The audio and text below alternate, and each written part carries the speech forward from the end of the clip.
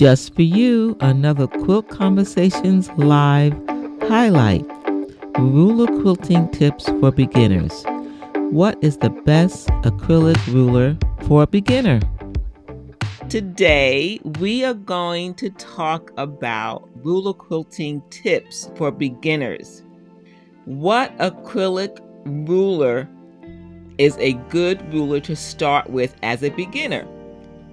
This one is a straight edge with a straight edge over here, a round edge on this side.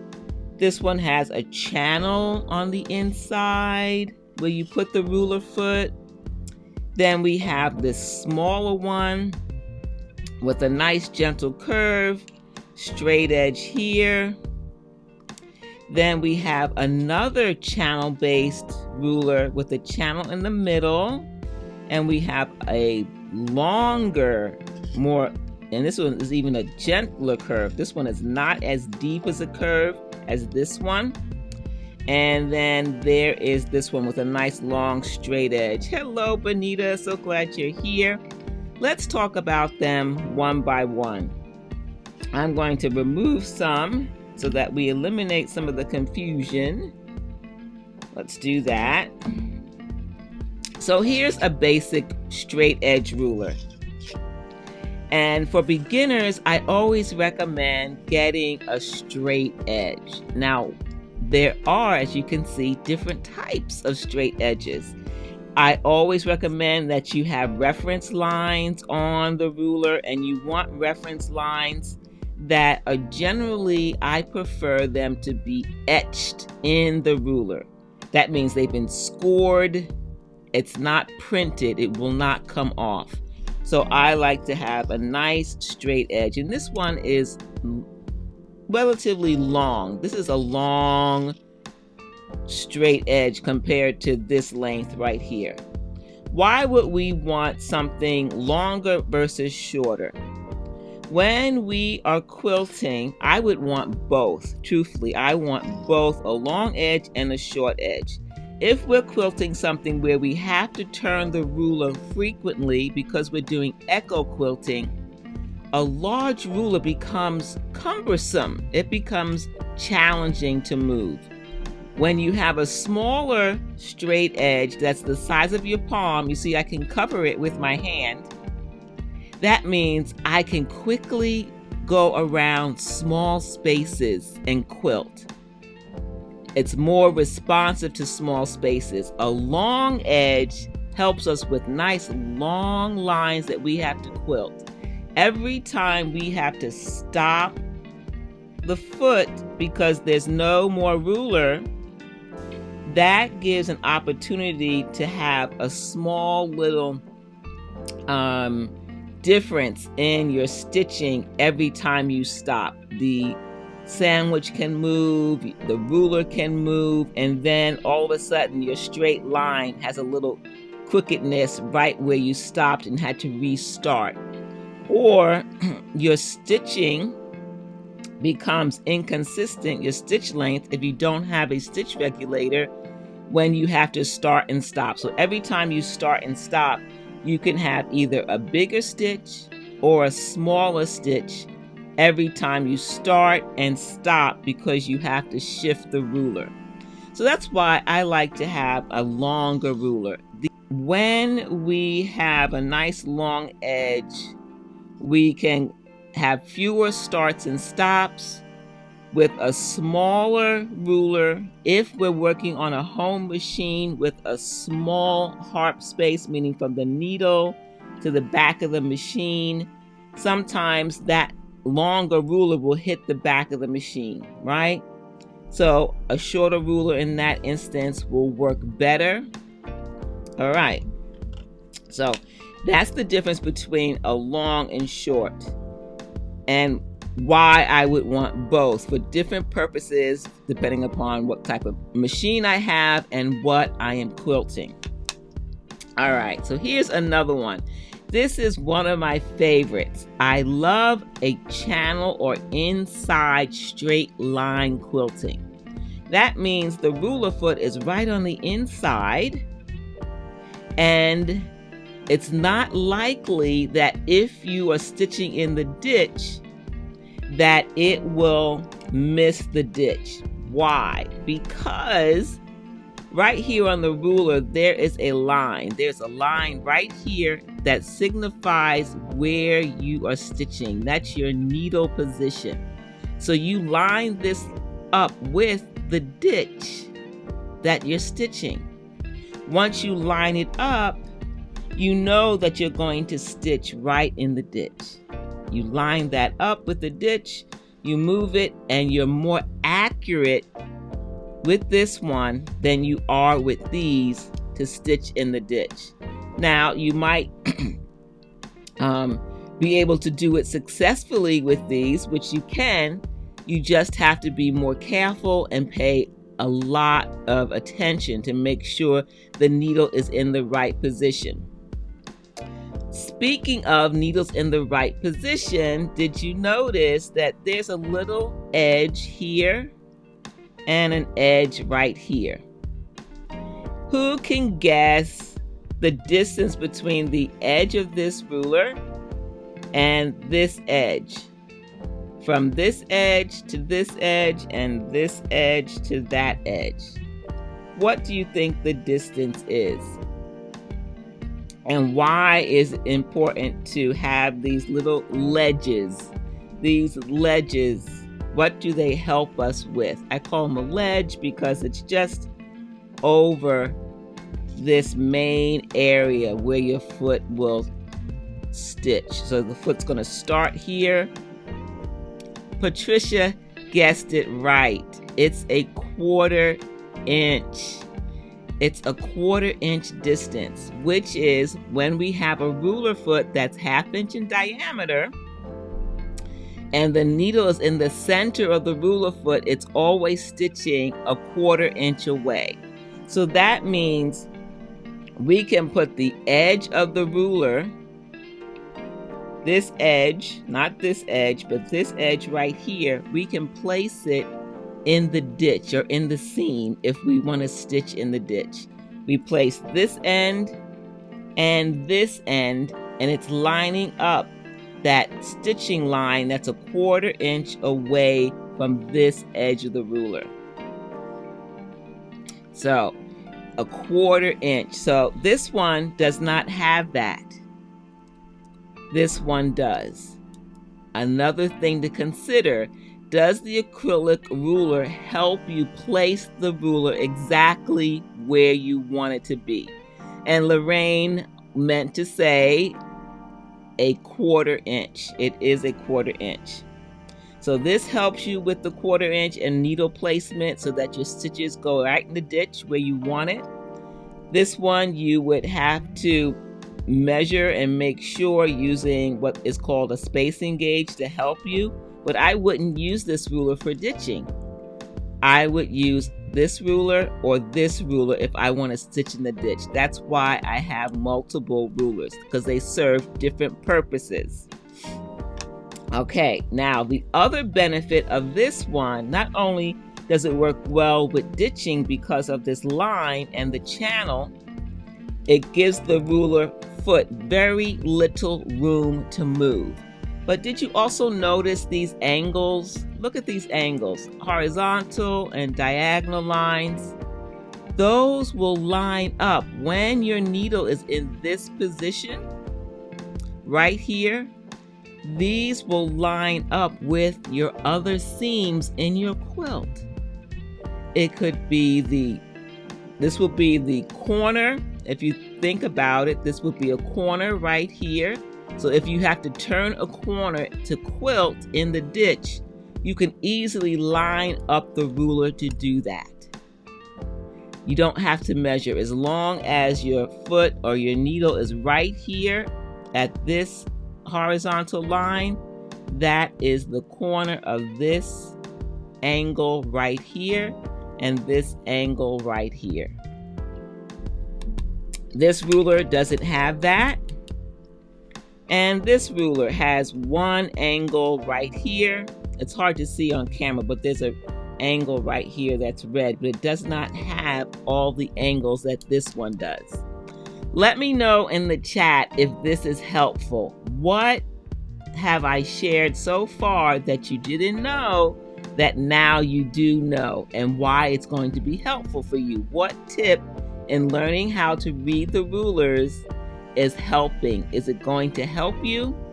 Are you thinking about the rulers that you have and how you can use them? Let us know if you went and picked up your rulers so that you can see how you can use your ruler better when you quilt your projects.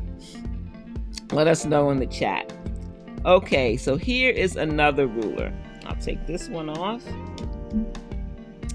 And it's very similar to this one right here. It has our reference lines that are a 1/4 inch distance, but this one is longer. This one is longer and it has a gentle curve. So I like rulers. If you're only going to get one, I might get this one or this one, depending upon how I like to quilt. If I like to quilt a lot of long straight lines, I would probably get this one. But if I also want some curves, I'd probably get these two. It's hard to pick just one.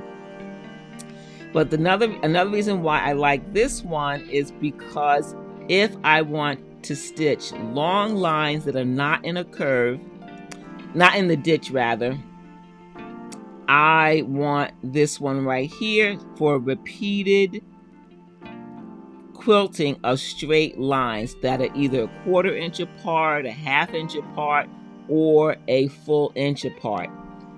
Notice how these are. On this one, we don't have 1/4 inch distances. We have 1/4 inch, and then this one is a 1/2 inch. These are all a 1/4 inch apart, which means I have more options for ruler placement with this ruler than I have with this one. So Rochelle says, thanks for explaining the channel ruler. I never wanted to use it because it felt trapped. But it makes sense for stitching in the ditch. So that's this one. And when it is in here, it's less likely for your foot to go where you don't want it to go. There is a little bit of wiggle room in this, Rochelle, but it's very slight, and you actually need that. You don't want it to be too tight, but also our piecing is not perfect, right? So you will have to make some adjustments as you stitch in the ditch. And this will allow you to make those minute adjustments without going completely off course. All right, so the reference lines is the difference, but even though this is long, the reference lines on this is different. Look at the number of reference lines on this one. We have reference lines going all the way across. We also have reference lines on this one that are in the middle. Hopefully you can see that. I'm going to bring that up as far as I can. You see those? These are all a 1/4 inch apart. And that helps for when you have to turn a corner or have to place your foot a certain distance as you repeat echoes. Rochelle wants to know where we can get these rulers.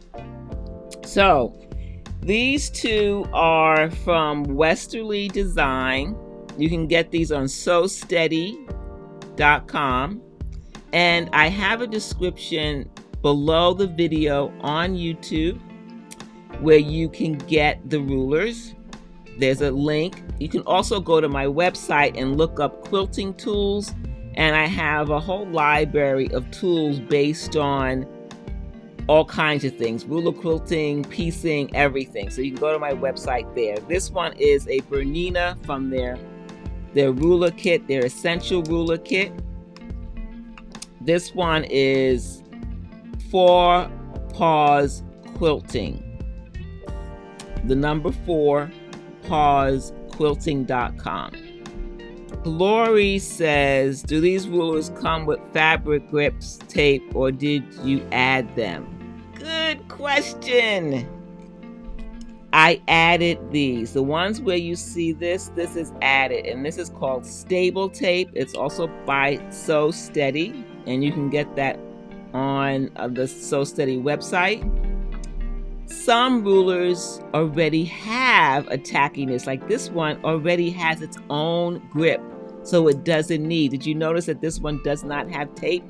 That's because it's like Creative Grid rulers. This has its own grippiness, and it works really well. I just did a project which I'm going to share with you, so you have to check that. That's also important. If it doesn't have its own grip system on the back, you're going to have to get some stable tape. All right, where am I? I'm talking about, oh yeah, I'm talking about these lines.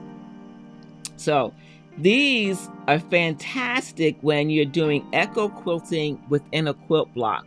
Every time you have to turn a corner, you know exactly where you have to stop and start. It's similar, somewhat similar to having these lines. Not exactly the same, but somewhat the same. It helps with ruler placement. So these are in the middle for a reason. It makes a difference. So as you're stitching, you're going to stitch down, and then when you have to stop, you bring the ruler down and you use these lines to help you. These are 1/4 inch away. On this ruler, it only has 1/2 inch distances. Oh, that's a whole inch, not even a half, that's a whole. So on this larger one, our horizontal lines, these are the vertical, these are the horizontal. These are a full inch apart. We don't have 1/2 inch or 1/4 inch on this one, but they go all the way down the ruler. On this one, you have a combination. It starts here in the center, and then it goes 1 inch, 1/2 inch, a 1/2 inch, a 1/2 inch, a 1/2 inch. So you want to think about that as well. So you have both horizontal and vertical lines. How many and what distance are they apart? This one does not have horizontal reference lines. It has our diagonal lines and our needle position with this one horizontal line, but it doesn't go all the way across the ruler. Hopefully that is making sense about the difference between these rulers. All straight edge, but they do different things. Now, before I move on to the last straight ruler, do we have any additional questions about these? Westerly design. This is a Bernina ruler out of their Essential Ruler Kit. And then this is the 4 Paws Quilting channel ruler. I use this one a lot, and I use these two a lot. This one, I just got this one, so I haven't used it as much because I only just got it a couple of months ago. But these are the ones I use frequently. Okay, so Lori has a question. If these are for high shank, will they work for low shank machines? Good question. If you're new to ruler quilting, Lori is talking about the thickness of the ruler. When you have a home machine, we have different shanks, and that's the distance between the foot and the stitch plate. That's going to be a 1/2 inch and a 1/4 inch. So a low shank means the foot is closer to the stitch plate. A high shank, it's further away. That means we can use thicker rulers. And so for a low shank machine, most of these rulers are available, especially the Westerly design. Westerly design, available at sewsteady.com. These come in 3 different sizes. So you can get low shank, high shank, and long arm quilting thickness. These here are high shank this thickness. This is not a 1/4 inch thick. This one is a 1/4 inch thick. I don't know if you'll be able to see this on camera. I'm going to try the best way I can. Let's see. Try this here. So this one is a 1/4 inch thick, and this one is slightly thinner. And they like to also use the millimeter measurement. So this would be 6 millimeters thick, and this would be 4.5 millimeters. Low shank is half the thickness of this, 3 millimeters for low shank. So that is another consideration. Not all acrylic rulers come in all thicknesses. If you are low shank, you have to find a company that makes rulers in that thickness. Yes, they do. And I'm going to show that one to you now. That's a little bit similar. So Donna asks, is there a Sew Steady one that is similar to this? And there may be one that I don't have, but the one that I do have that's similar to this is the Sash Lee. It's this one right here. It's very similar. It's shorter in distance, but it does have the channel. It has the marking at the top and bottom for the needle position. And then it has this piece here so that you can bring the ruler foot in and then close it off, put some tape on top and quilt. When you finish stitching and you want a free motion quilt, you don't have to break the thread. You just pull this out and then you can remove it from your quilt without breaking the thread. So the difference with this one, so Donna, is this the one that you are talking about? And Lori says she has a Singer 9960. When you go to the Sew Steady website and you order from them, they ask you what sewing machine you have. They also have resources on their website to help you figure out the right template or ruler thickness you need for your machine. You just go under education and you look for the chart of information about that. That way you get the right ruler thickness for your machine. So this one has additional lines and compared to this one. Remember, this one has a 1/4 inch line from the edge, and then from here to here is 3/4, which would be a full inch that you would stitch. All right, wonderful. So glad that's helpful, Lori. This one has lines on it, and it tells you that this first line is 1/2 inch, 1, 1.5, 2, 2.5, and 3 inches. Lori, it's music to your ears. Yes, Marcia.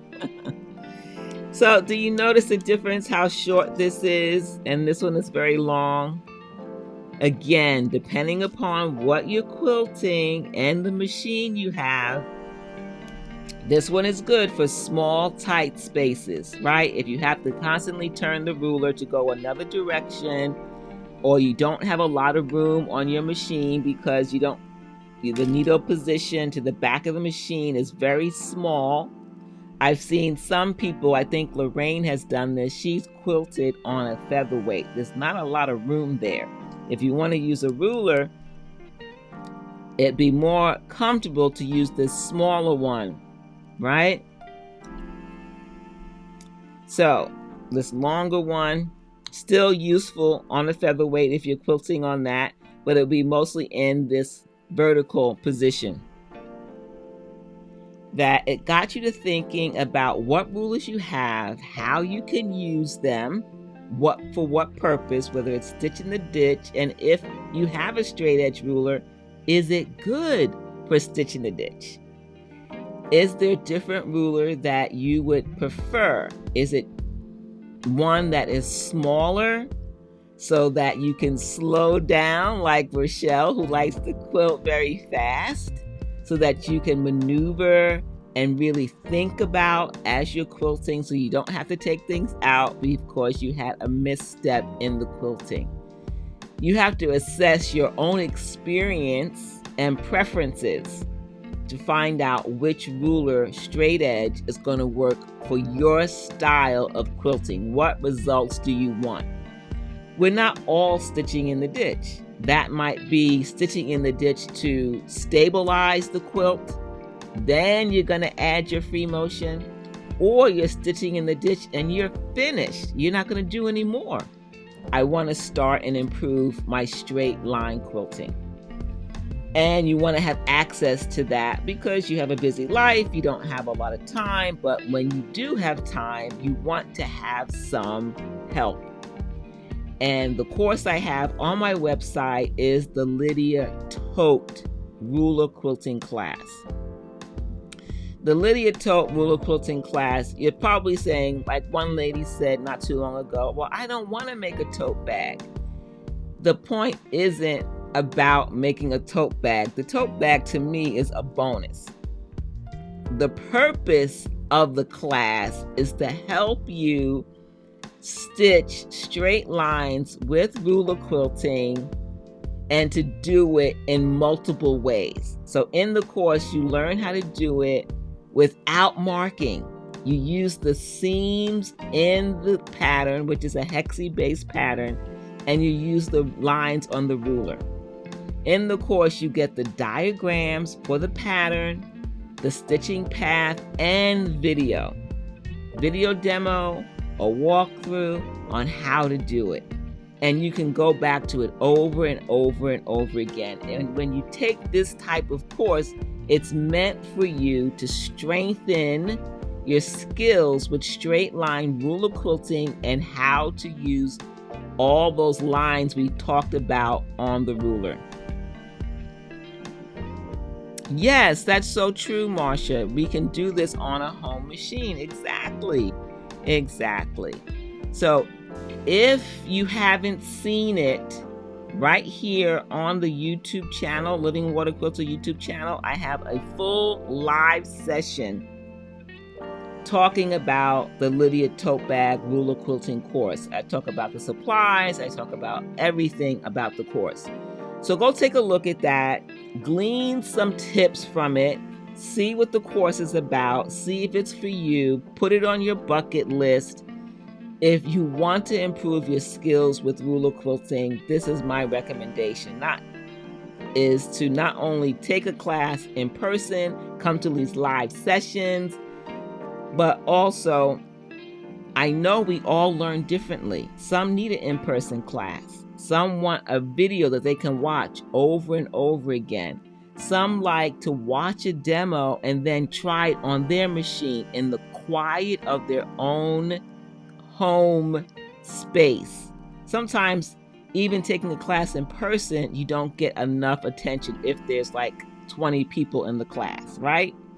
So that's one of the things that I love to be able to give you options for learning. So I have in person, online, and we have our quilt conversations live, right? Where I can share some of the tips with you.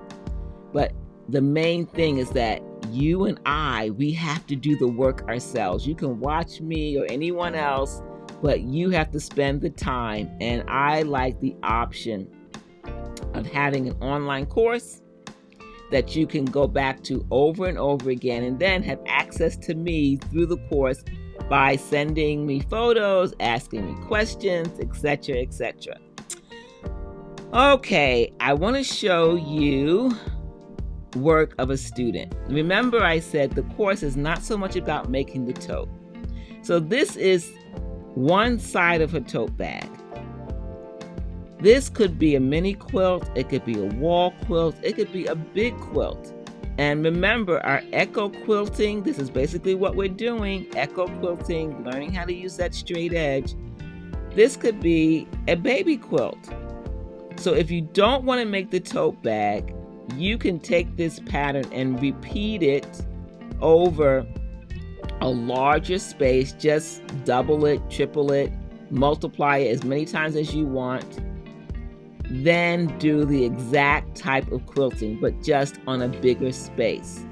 The reason why I like to use a small project is because of time commitment. A lot of ladies don't have a lot of time, and I'm one of them. If someone says, hey, let's make a king-size quilt, I'm like, I don't have time. I'm thinking, there's no way I can do it. I don't have enough time. So this is the end result. Beautiful tote bag. She practiced her ruler quilting, and either she kept it for herself, I don't remember. This is Leslie Lombardo, and she finished. She had an opportunity to use the ruler quilting by using the seams on the front, and then to use a whole cloth to practice whole cloth ruler quilting, which is included in the course. I show you how to take one piece of fabric with no seams and just mark a few lines and then quilt the whole thing just using a straight edge ruler. So many options to improve your ruler quilting, to get started, and to help you reach your specific quilting goals.